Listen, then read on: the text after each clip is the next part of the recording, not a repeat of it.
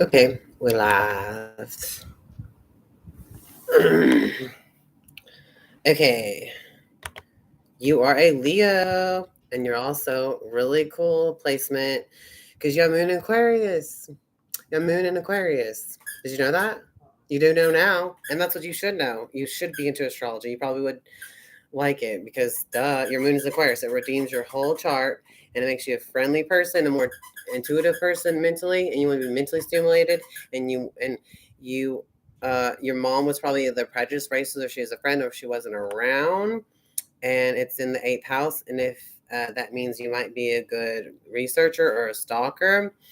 And also your Moon in the 8th house means if your mother ever passed away, you can inherit money and government property from her or something like that.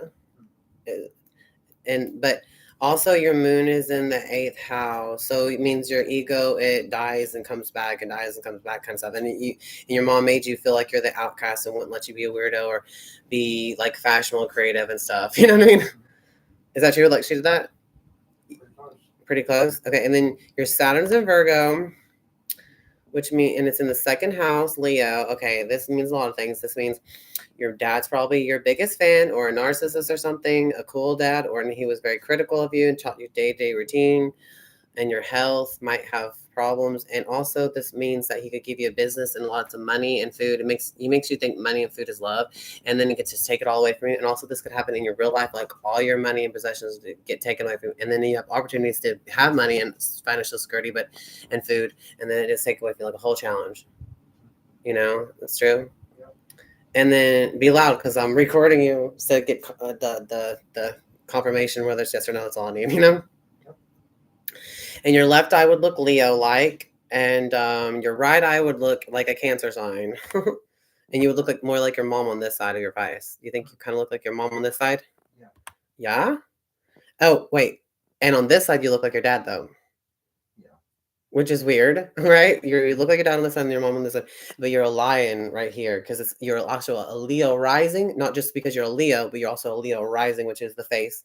And those are the eyes, what I said. Your 3rd house is in Virgo, so you analyze everything and pick people, you're very good at criticizing. When you talk, you want it, you're probably a grammar style bitch when you write stuff, and you probably write good, you like writing or some shit.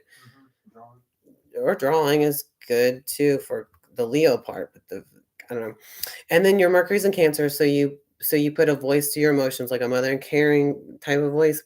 And then your Venus is in Gemini, and it's in the 11th house. So you want a friend in a relationship. You treat the person you like the same as the other person. You're trying to get samples of each people and then you cut the other person off without telling them. You just go like you're a player. And your Mars is in Libra, though.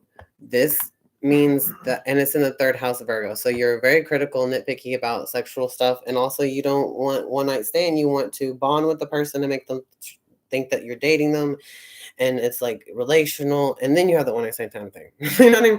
And when you get mad, you talk shit about the person behind their backs, like a two-faced bitch. When you get mad, you don't like confrontation or when you're mad there. But then again, you have Mars in the 3rd house, which you will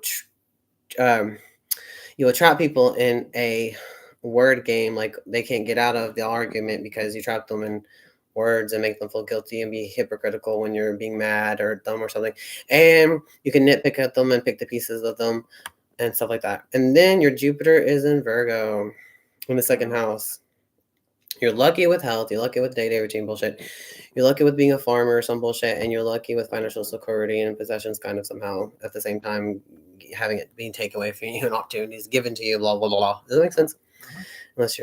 And then you have Lilith and Libra, so you're proud of your relationships and you're proud of your beauty, you're proud and arrogant about it and then it's in their 3rd house. So you might be a liar too. You might be a fucking storyteller liar. And also a schizophrenic, and you like two-faced kind of person. And your Pluto's in Libra, so you have secret sexual relationships, and you when you want to be by yourself, you have someone with you just to be by yourself. You know what I mean? Like someone, like an accessory with you when you're retreating to yourself. Does that make sense? Does that relate to you? Kind of. Yeah.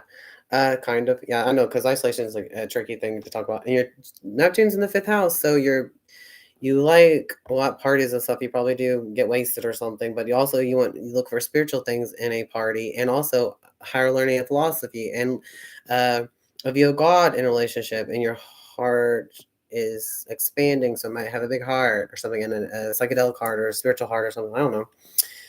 And I don't. Yes. And the way you heal people is by listening and talking and communicating. So that's groovy. You heal people by communication. That's the story of God's glory of love. Okay, now I'm going to try to do side greens on you. Do you have a little brother? No. You have a son? Yeah. You have a son? Okay, then that's probably what it is. Okay, and um, um,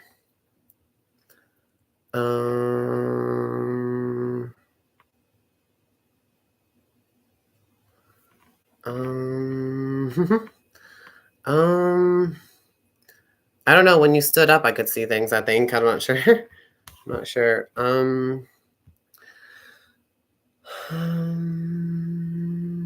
So I just guess you have a son, and maybe you have a daughter too? No daughter? Or a stepdaughter? Okay. I have no clue. Well, does your son kind of look like a girl? I don't know. Like, I see this little girl who has like reddish hair. I don't know who that is. I don't know. I'm not sure, but I don't know. Maybe I'm wrong. Maybe I'm right. I don't know about this, the sign, and that's about it. The end. Try again. That's the story of That's the Glory of Love.